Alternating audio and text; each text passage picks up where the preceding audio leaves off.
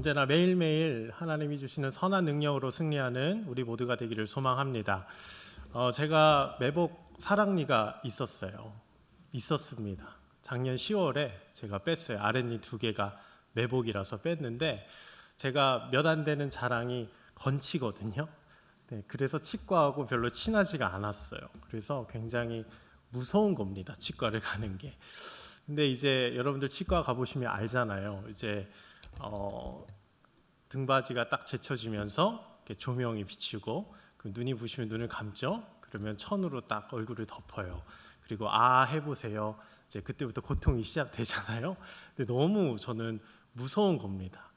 그런데 이제 매복 사랑니다 보니까 굉장히 빼기가 쉽지가 않았나 봐요. 그래서 젊은 남자 의사 선생님이었는데 힘도 좋고 또 전문가시잖아요. 근데 잘 안 빠지시나 봐요. 그래서 엄청 낑낑 대셨습니다.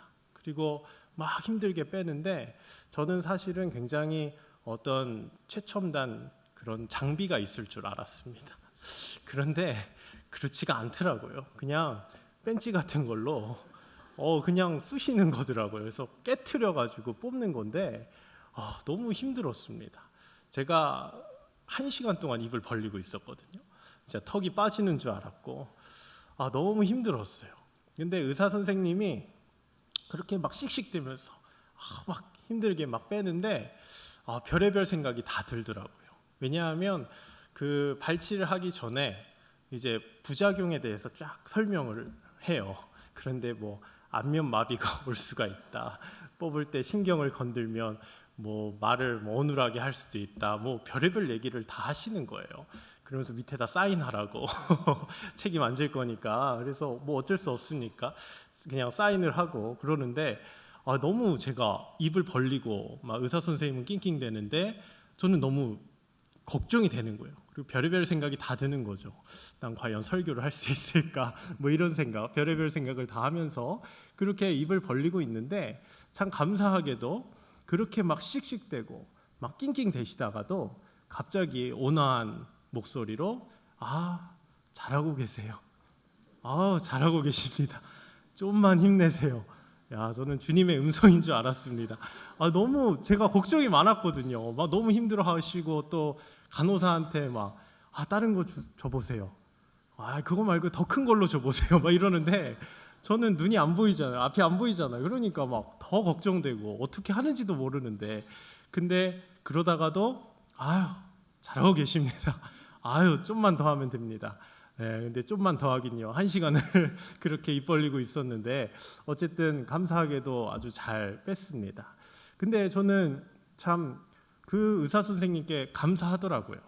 어쨌든 본인도 잘 안 되니까 그렇게 낑낑 대셨을 텐데 그럼에도 불구하고 저한테 잘하고 있다. 힘내라고. 참 이런 친절이 물론 전문가라서 그렇게 하겠지만 참 우리 일상 가운데서도 이런 친절의 전문가가 나와야 되지 않을까 저는 이런 생각을 많이 해보았습니다. 참 오늘 설교를 준비하다가 문득 제 청년 때 목사님이 생각이 났어요. 제 청년 때 교회의 청년부 목사님이 생각이 났는데 그 목사님하고 이제 신방을 했어요. 이제 밥을 먹고 카페를 가고 근데 그 목사님이 굉장히 친절하신 거예요. 언제나 음식점에 가서도 안녕하세요. 그리고 카페에서도 안녕하세요. 그리고 음료가 나오면 감사합니다. 그리고 갈 때도 안녕히 계세요. 참 이런 모습을 보고 제가 목사님께 그런 얘기했어요. 참 목사님은 친절하신 것 같아요. 그런데 이제 목사님이 내가 그랬어? 이렇게 반문하시더라고요. 그러니까 몸에 밴 거죠. 그 친절이. 그래서 저도 목사가 되면 다 저렇게 되는구나 이렇게 생각을 했습니다. 근데 제가 목사잖아요. 네, 제가 잘할까요?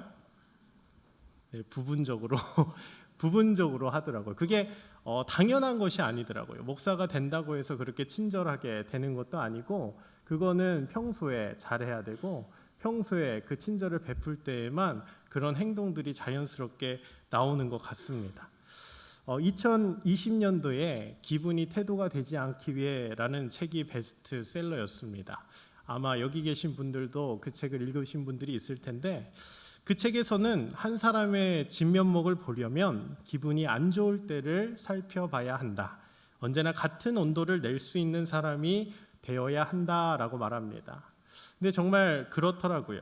저부터가 기분이 좋을 때는 뭐든지 잘 해줍니다. 상냥하게 대하고 잘 웃고요. 상황이 좋을 때는 뭐 누구에게나 다 친절하죠. 그러다 제 상황이 안 좋고 컨디션이 안 좋고 몸이 아프고 예민해지면 다른 사람에게 내 기분을 드러낼 때가 있다라는 거죠. 저는 언제나 일관성이 있는 사람이 되고 싶지만 정말 그럴 수 있을까라는 생각을 해봅니다.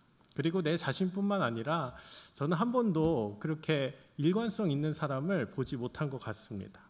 어쩌면 그런 게 인간미일 수도 있죠. 우리가 로봇가 아니기 때문에 그냥 사람이 매번 어떻게 그렇게 친절할 수 있습니까? 그냥 직업이니까, 잘 보여야 하니까, 내 이미지가 있으니까, 긴장하고 경계하고 있으니까 친절하다.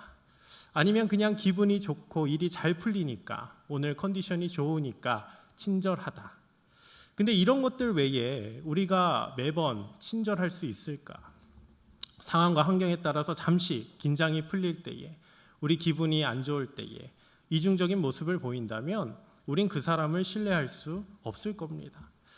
아까 그 치과 의사 선생님, 저한테는 친절하다가도 집에서 불친절하면 그거는 진짜 친절이 아닌 것이죠. 아니면 사람에 따라서 내가 그 사람에게 잘 보이면 나에게 이득이 있을 것 같아서 기브 앤 테이크의 마음으로 잘해준다면 그것은 진정한 선이 될 수 없을 겁니다. 오늘 말씀 9절에 우리가 선을 행하되 낙심하지 말지니 포기하지 아니하면 때가 이름에 거두리라 말씀하셨습니다. 우리는 주님을 믿는 자로서 선을 행해야 합니다. 누구나 알죠.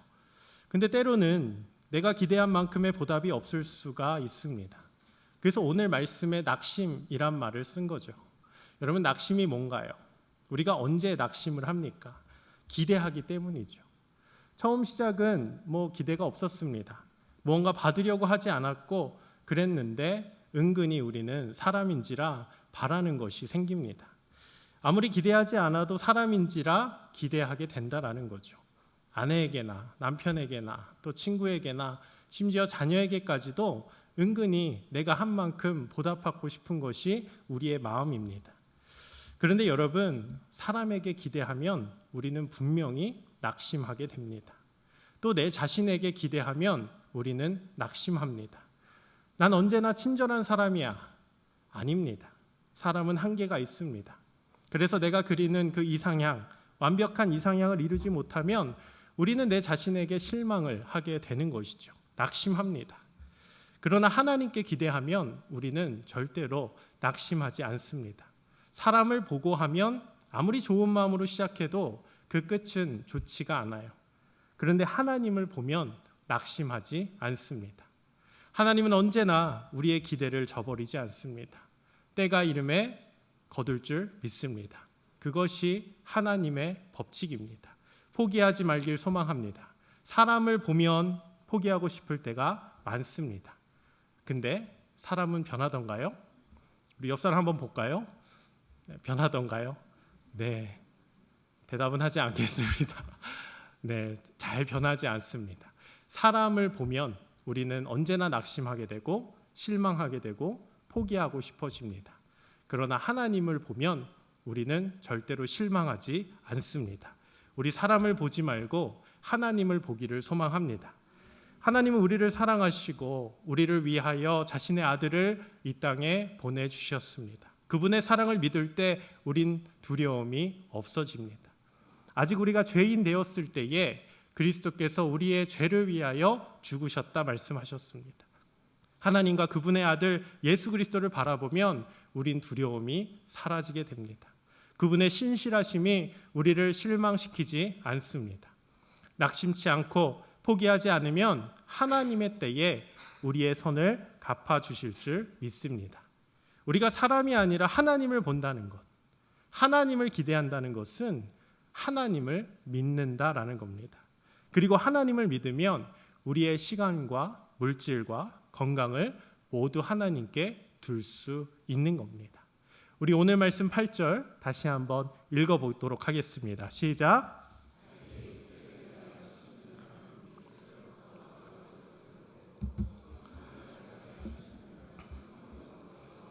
거두리라. 아멘. 여러분, 맡긴다는 것은 나의 모든 것을 심는다라는 겁니다. 의지한다는 것은 나의 모든 것을 그곳에 심는다라는 겁니다. 육체를 위하여 심는다라는 것은 그 육체를 신뢰하는 겁니다. 육체를 위하여 심는다라는 것은 사람을 의지한다는 것이고 사람에게 기대한다는 겁니다. 그러나 사람은 우리에게 실망만 끼칩니다. 사람을 기대하면 언제나 우리 낙심하게 되어 있습니다. 오늘 말씀에 육체를 위하여 심는 자는 썩어질 것을 거둔답니다. 육체는 썩어진다는 겁니다. 우리의 육체는 언젠간 죽는다라는 겁니다. 영원하지 않는다라는 겁니다. 그 썩는 것에, 영원하지 않는 것에 우리의 삶을 맡기면 우리의 삶도 점점 썩게 된다는 말이죠. 그러나 성령을 위하여 심는 자는 영생을 얻을 줄 믿습니다. 영원한 생명을 얻을 수 있다는 겁니다. 하나님을 의지한다는 겁니다. 예수 그리스도를 의지한다는 겁니다. 성령을 의지한다는 겁니다. 그러면 그곳에서 영원한 생명을 얻을 줄 믿습니다. 결코 썩지 않는 영원한 생명, 영원한 축복이라는 것이죠. 요한복음 7장 37절 38절에 예수님은 이렇게 말씀하셨습니다. 명절 끝날 곧 큰 날에 예수께서 서서 외쳐 이르시되 누구든지 목마르거든 내게로 와서 마시라. 나를 믿는 자는 성경의 이름과 같이 그 배에서 생수의 강이 흘러 넘치리라. 아멘. 우리 모두가 다 잘 아는 말씀이죠. 명절 끝날이라는 것은 그 유대인의 명절입니다. 초막절이라는 뜻입니다. 우리 그 유대인들은 그 초막절의 행사를 항상 하는데 우리나라로 치면은 기우제를 드리는 겁니다. 비가 잘 오게 해주십시오. 올해 비가 많이 와서 농사가 잘 되게 해주십시오. 기우제를 드리는 겁니다. 이 명절 끝날에, 이 초막절 행사, 기우제 행사 끝날에 예수님이 서서 외쳐 이르시는 겁니다. 누구든지입니다. 누구든지 목마르거든 내게로 와서 마시라. 여러분, 기우제를 드렸는데 비가 안 오면 어쩌죠? 그러면 우리는 또 낙심하고 실망하게 됩니다. 근데 반대로 비가 많이 왔어요. 근데 그래도 우리는 걱정합니다. 내년에도 비가 이렇게 많이 올까? 감사하게도 강릉이 가뭄이었잖아요. 근데 비가 와서 얼마나 다행인지 모릅니다. 근데 강릉이 그게 비가 왔다고 해서 그걸로 끝인가요? 아닙니다. 내년에 어떻게 될지 모르기 때문에 대책을 세우는 것이죠. 어떻게 될지 모르기 때문에 우리는 대비를 하는 겁니다. 그러니 우리는 비가 오나 비가 오지 않나 언제나 우리는 걱정입니다. 비가 와도 걱정이고 뭐 안 와도 걱정이고 항상 걱정하는 것이 우리라는 거죠. 항상 목마르다는 겁니다. 그래서 예수님은 말씀하시는 겁니다. 명절 끝날에 목마른 자들은 누구든지 와서 내게로 와서 마시라. 그러면서 말씀하시는 거죠. 언제나 나를 믿는 자는 그 배에서 생수의 강이 흘러 넘치리라. 영원히 목마르지 않는 생수의 강, 그것이 예수 그리스도인 줄 믿습니다. 그 예수 그리스도를 믿을 때에 그 예수 그리스도로부터 생수의 강, 영원히 마르지 않는 생수의 강이 흘러 넘친다라는 겁니다. 그리고 그 예수님을 믿으면 내 안에 성령님과 동행하여 영원한 생명을 얻는다라는 것이죠. 여러분, 제가 작년인가 제가 주일날 이제 끝나고 이제 집으로 돌아가는 길이었습니다.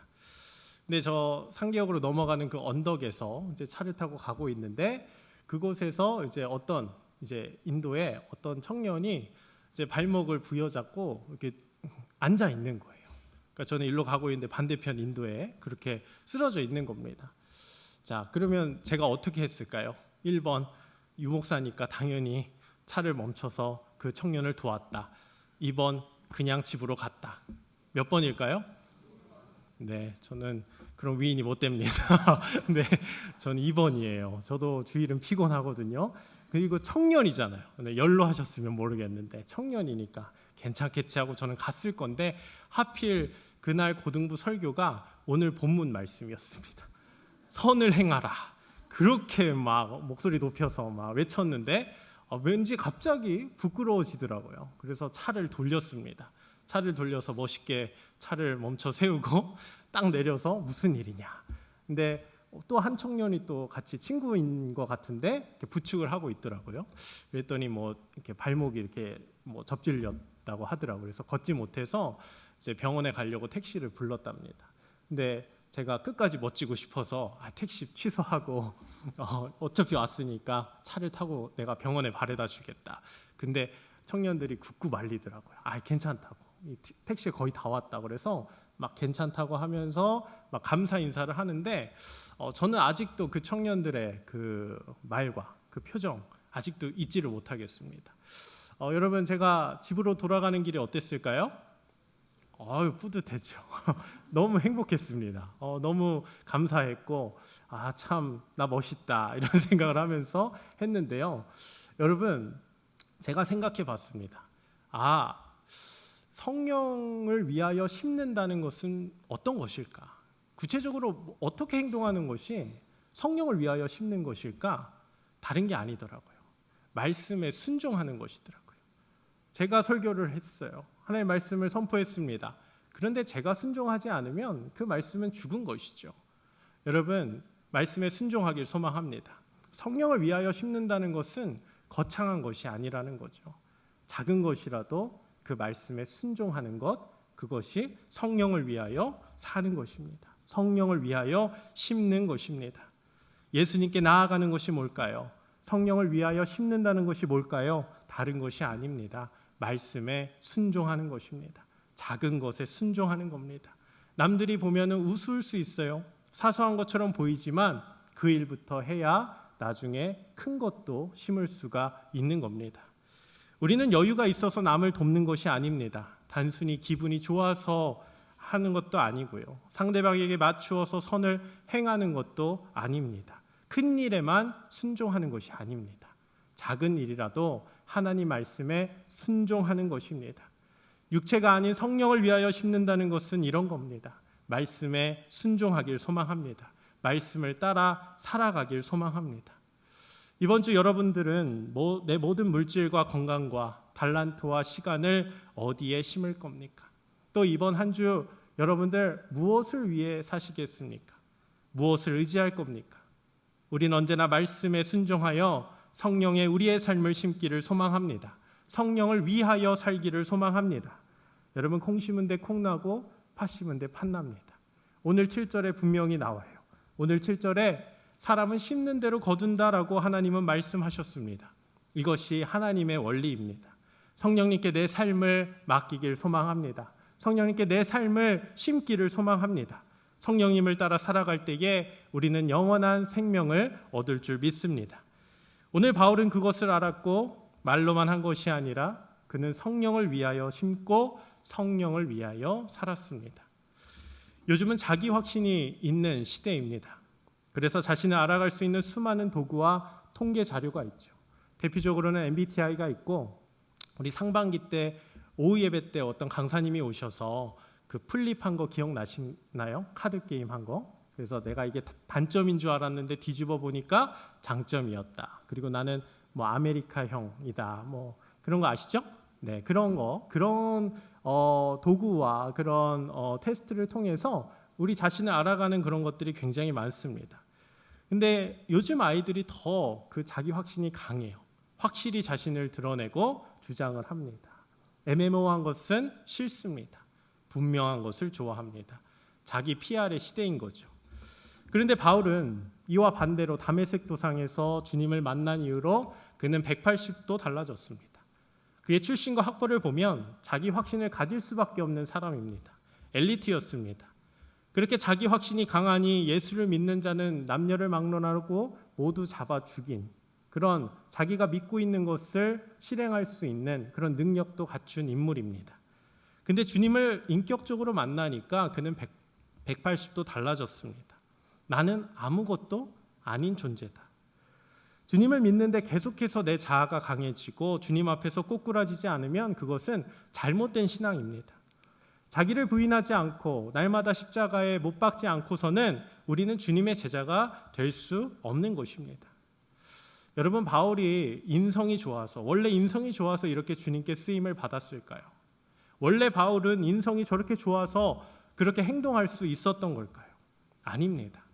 바울은 인성이 좋은 것이 아니라 성령을 위해서 살았습니다. 매 순간 성령 안에서 그 육체와 싸웠다는 겁니다. 바울은 주님을 만난 이후로 계속해서 자기를 부인했습니다. 육체를 위하여 심는 유혹을 떨쳐버리고 매 순간 성경을 위해서 살려고 노력했던 사람입니다. 우리 크리스찬들은 자기 확신이 아닙니다. 우리는 자기 부인입니다. 육체를 위하여 심으면 자기 확신이 생기는 것 같죠. 그러나 그것은 다 허상입니다. 허망입니다. 헛된 것이라는 거죠. 왜냐하면 우리는 죽을 수밖에 없는 존재이기 때문이죠. 주님이 아니면 우리는 아무것도 아닌 존재입니다. 성령을 위하여 산다는 것은 자기 부인입니다. 난 안 됩니다. 난 죄인입니다. 난 부족합니다. 그러니 성령님 나를 도와주시옵소서. 성령님 날 인도하여 주시옵소서. 오늘 바울은 성령에 자신의 삶을 모두 맡겼던 것입니다. 성령을 위하여 산다는 것은 이런 겁니다. 난 할 수 있다가 아니라 할 수 없다입니다. 나는 의인이 아니라 나는 죄인이라는 겁니다. 난 충분합니다가 아니라 난 부족합니다입니다. 그러니 성령님 나를 도와주시옵소서. 나는 할 수 없으니 성령님을 의지합니다. 성령님 나와 함께하여 주시옵소서. 이것이 진정한 크리스찬의 삶인 줄 믿습니다. 언제나 성령의 도우심을 구하며 살아가는 우리 모두가 되기를 소망합니다. 이것이 성령을 위하여 심는 것이죠. 우리 마지막으로 10절 같이 한번 읽어보겠습니다. 시작. 그러므로 모든 이에게 착한 일을 하되, 아멘. 기회 있는 대로입니다.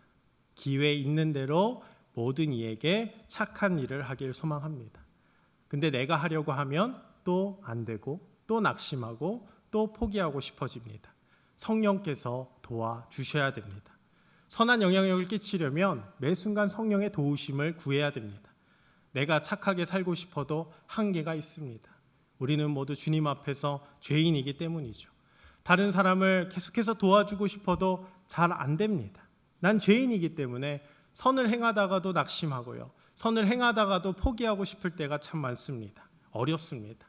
그러나 난 할 수 없기 때문에 성령님의 도우심을 구하는 겁니다. 그러면 할 수 있습니다. 그리고 선을 행할 때에 오늘 말씀에 더욱 믿음의 가정들에게 하라고 말합니다. 여러분, 믿음의 가정 누굴까요? 아까 잘 안 바뀌었던 그 옆사람입니다. 옆사람, 그 옆사람을 도와주면 됩니다. 여러분, 순장님, 부순장님도 힘드시죠? 네, 순원들 말 안 듣는 순원 있으시죠? 네, 말썽꾸러기 있으시죠? 네, 저를 괴롭히는 사람이 있으시죠? 네, 제가 왜 이렇게 잘할까요? 네, 명색이 저도 교회 오빠였기 때문입니다. 청년 때에 안 믿으시네요. 네, 그래도 사실입니다. 네, 정말 열심히 제가 순원들 잘 이끌었거든요. 뭐 졸업이든 뭐 시험이든 뭐 문제 있다 그러면 발 벗고 나서서 막 하고, 참 못 살게 굴고 저를 막 힘들게 한 그 지체가 있어도 저는 그 지체를 위해서 기도하고 항상 그렇게 했는데, 왜 그랬을까요? 교회 오빠 소리 듣고 싶어서. 그리고 저 순보다 내 순이 더 잘 되고 싶어서, 내가 돋보이고 싶어서, 내가 드러나고 싶어서, 그래서 열심히 했습니다. 그런데 한계가 있더라고요. 지칩니다. 내 힘으로 하니까 어렵습니다. 내 힘으로 하니까 상처를 받더라고요. 오래가지 못합니다. 회의감이 듭니다. 그것은 잘못된 선입니다. 내 힘으로 하려고 하면 안 됩니다. 내 힘으로 하려고 하면 한계가 있습니다. 그러니 성령의 도우심을 구해야 될 줄 믿습니다. 성령의 능력으로 모든 것을 감당하길 소망합니다. 나를 드러내려고 하는 것은, 그것은 성령을 위하여 심는 것이 아닙니다. 교회의 일도요, 육체를 위하여 심는 일들이 참 많습니다. 나를 드러내려고 하면 그것은 육체를 위하여 심는 것입니다. 장소만 교회일 뿐 그것은 육체를 위하여 심는 것입니다. 교회에서 정말 성령을 위하여 심고 싶으면 우리가 내 힘으로 하는 것이 아니라 매 순간 자기 부인을 하길 소망합니다. 나는 아무것도 아닙니다. 나는 할 수 없습니다. 나는 부족합니다. 그러니 성령님 나와 함께 하여 주시옵소서. 나를 도와주시옵소서. 매 순간 성령을 구하는 우리 모두가 되기를 주님의 이름으로 축복합니다. 말씀을 마무리합니다. 어느 날 제가 TV에서 그 박진영 가수 아시죠? 그 박진영이 아이돌들에게 인성 수업을 하는 그런 TV 그 장면을 보았습니다.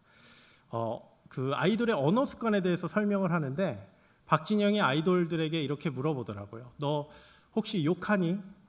평소에 욕하니? 그러면서 자신에 대해서 얘기합니다. 나는 사실 과거에 욕을 많이 했다. 일상생활 속에서 뭐 작곡을 하면서 욕을 참 많이 했다라고 고백을 합니다. 근데 지금은 욕을 하지 않는데요. 그러면서 말하기를 조심하지 말랍니다. 무슨 말인가? 행동거지를 조심해라, 말을 조심해라. 근데 조심하면 안 된대요. 조심하면 결국 걸리게 되어 있답니다. 나도 모르게 욕이 나온답니다. 내가 좀 힘들고 어려우면 자연스럽게 인성이 나오는 거죠. 그 본성이 나오는 거죠. 그래서 조심하지 말고 평소에 좋은 사람이 되라라고 말하더라고요. 여러분, 저는 이 말을 들으면서 이런 생각을 했습니다. 평소에 잘해야겠구나. 평소에 해야 하는구나 라는 생각이 들었습니다. 교회니까, 다른 사람이 보고 있으니까, 내 직분이 있으니까, 기분이 좋으니까, 내 체면이 있으니까, 나이가 있으니까, 여러분 있으니까 이런 이유 있는 순종은 의미가 없습니다. 이유가 있는 선은 한계가 있습니다. 결국 다 드러나게 되어 있습니다. 성령을 위하여 심는다는 것은 크게 두 가지입니다. 첫 번째는 말씀에 순종하는 것이고, 두 번째는 자기를 매 순간 부인하는 것입니다. 근데 이 두 가지 모두 평소에 해야 됩니다. 갑자기 하려고 하면 드러나게 되어 있습니다. 결국 조심하면 결국 들키게 되어 있습니다. 누가 보지 않아도, 알아주지 않아도 내 안에 계신 성령님을 바라보며 순종하길 소망합니다. 날마다 우리의 육신과 육체와 싸우는 것입니다. 옛사람과 싸우는 것입니다. 성령을 위하여 심으려고 매 순간 노력하는 것입니다. 낙심할 때도 있고 포기하고 싶을 때가 있지만 주님의 때를 기다리는 우리 모두가 되길 소망합니다. 하나님의 때에 그 모든 것들을 우리에게 갚아주실 줄 믿습니다. 그럼 됩니다. 우리도 할 수 있습니다. 이번 한 주 성령을 위하여 심는 우리 모두가 되기를 소망합니다. 평소에 하십시오. 말씀에 평소에 순종하시고 평소에 자기 부인, 날마다 나를 십자가에 못 박기를 소망합니다. 우리가 그렇게 할 때에 때가 이름에 거둘 줄 믿습니다. 이번 한 주 그 주님의 은혜 안에서 그리고 성령의 능력으로 승리하는 우리 모두가 되기를 주님의 이름으로 축복합니다.